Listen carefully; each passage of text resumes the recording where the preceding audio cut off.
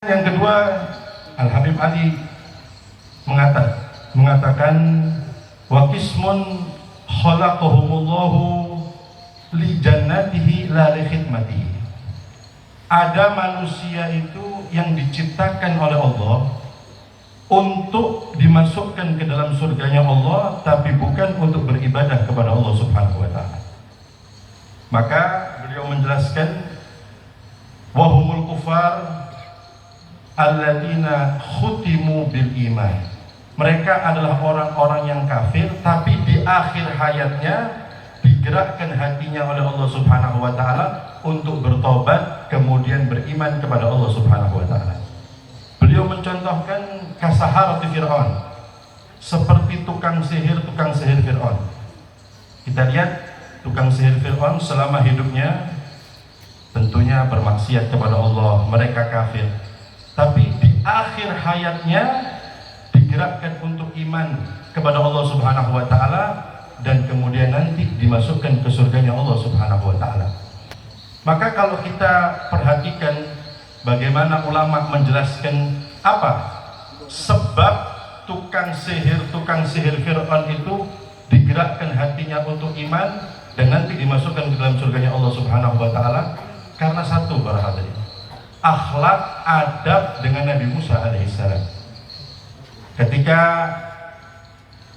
Nabi Musa dengan tukang sihir Fir'aun ingin menunjukkan kehebatan masing-masing, Nabi Musa dengan mukjizatnya dan tukang sihir Fir'aun dengan sihirnya, tukang sihir Fir'aun mengatakan, ya Musa, imma anturkiya au nahnu awwalu man nalqa. Wahai Musa, kamu yang melempar duluan atau kami? Wa imma annakuna nahnul mulkim, atau kami yang nanti akan melempar duluan. Ulama Al-Imam Al-Qurtubi dalam tafsirnya mengatakan, ta'addabu bi Musa fakana sababa imanihim. Mereka beradab dengan Nabi Musa dan itulah sebab mereka masuk Islam dan beriman kepada Allah Subhanahu wa ta'ala. Kita lihat, hadirin rahimakumullah, orang yang kafir, bahkan tukang sihir, tapi kapan mempunyai adab, mempunyai akhlak yang baik, bisa menggerakkan hatinya untuk beriman dan nanti dimasukkan dalam surganya Allah Subhanahu wa ta'ala. Makanya tadi juga kita dengarkan bagaimana ketika dibacakan qasidah bi Ihya Ulumuddin Tahya Qulubuna, ketika khatam Ihya di zaman Abu Bakar bin Husain yang dihadiri Al-Habib Abu Bakar bin Muhammad bin Umar As-Segaf, ketika Abu Bakar menjelaskan qasidah bi Ihya Ulumuddin, beliau mengatakan anna qira'atul Ihya biha hayatul qulub, bahwasanya membaca kitab Ihya itu bisa menghidupkan hati-hati yang mati. Kemudian Abu Bakar menambahkan hayatul qulub bil ilmi wal amal, kata beliau. Apa sih atau bagaimana caranya supaya hati-hati kita ini bisa hidup? Pertama dengan ilmu.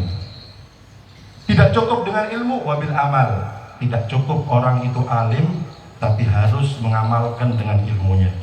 Makanya Al-Imam Syafi'i beliau mengatakan, ilmi ma'i haitsu yamamtu yanfa'uni. Ilmuku selalu bersamaku. Di mana aku berada, ilmuku bermanfaat untukku. Qalbi wi'a'un lahu la batnu sunduki. Hatiku ini sebagai wadahnya ilmu, bukan di kotak atau di lemari, bukan. In kuntu fil bait kana ilmu ma'i fi. Jika aku di rumah, ilmuku bersamaku. In kuntu fis suq kana ilmu fis suq. Kalau aku sedang di pasar, ilmuku juga bersamaku di pasar. Maksudnya ilmu Imam Syafi'i selalu diamalkan dalam kesehariannya. Bukan orang yang mungkin pandai bercerita dalam mimbarnya atau mungkin bisa menjelaskan dalam khutbah-khutbahnya, tapi menerapkan ilmu dalam kehidupannya. Oleh karena itu mudah-mudahan kita semua dijadikan orang-orang yang selalu mengamalkan daripada ilmu kita. Amin.